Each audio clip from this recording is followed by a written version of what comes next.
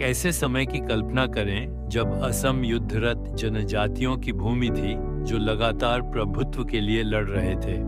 लेकिन फिर वर्तमान म्यांमार की पूर्वी भूमि से निडर योद्धाओं का एक समूह आया, अहोम, जिसका नेतृत्व एक दूरदर्शी शासक कर रहा था।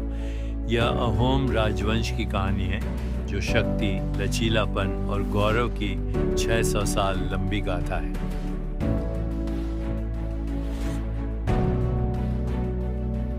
वर्ष 1228 ईस्वी था और सुकफा नामक एक ताई राजकुमार पटकाई पहाड़ियों को पार करके ब्रह्मपुत्र घाटी में आया था। उसके साथ योद्धा, किसान और दूरदर्शी लोग थे। वह जीतने नहीं आया था, वह बसने, एकजुट होने आया था। अपनी बुद्धि और कूटनीति से उसने स्थानीय जनजातियों से दोस्ती की और शक्तिशाली अहोम साम्राज्य की नींव रखी।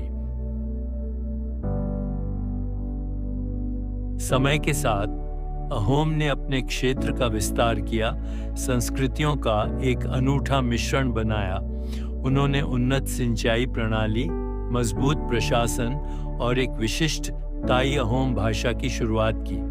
अन्य राज्यों के विपरीत उन्होंने स्थानीय रीति रिवाजों को अपनाया, विकसित किया और आत्मसात किया।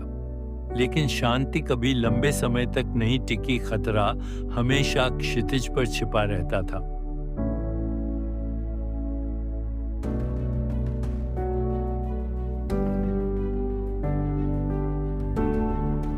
मुगल साम्राज्य से लेकर बर्मी आक्रमणकारियों तक कई लोगों ने अहोम को कुचलने की कोशिश की। सबसे प्रसिद्ध लड़ाई सरायघाट की लड़ाई 1671। कल्पना कीजिए कि हजारों की संख्या में मुगल सेना असम की ओर बढ़ रही थी, लेकिन उनके सामने बहादुर अहोम सेनापति लाचित बोरफुकन खड़े थे। शानदार युद्ध रणनीतियों और अटूट भावना के साथ अहोम ने शक्तिशाली मुगल सेना को पीछे धकेल दिया, यह साबित करते हुए कि साहस और रणनीति से सबसे बड़े साम्राज्य को भी हराया जा सकता है। सुहंगमुंग जैसे शासकों के अधीन, जिन्होंने हिंदू प्रभाव पेश किया, और रुद्र सिंह, जिन्होंने साम्राज्य का विस्तार किया, अहोम फले फूले।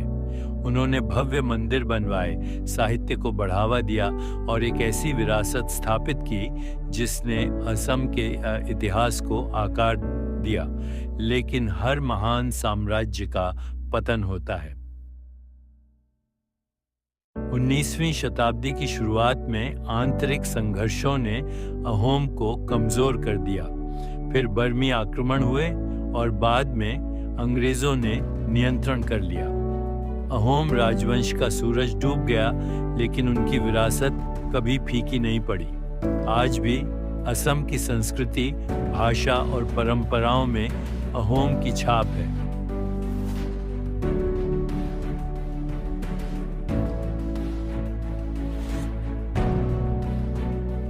अहोम सिर्फ शासक नहीं थे, वे दूरदर्शी, योद्धा और एक युग के निर्माता थे।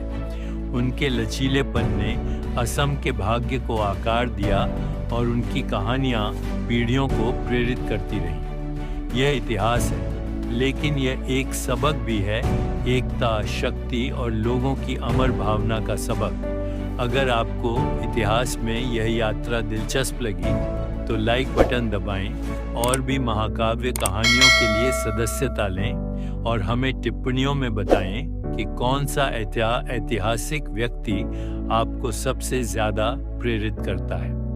अगली बार तक भविष्य को समझने के लिए अतीत की खोज करते रहें।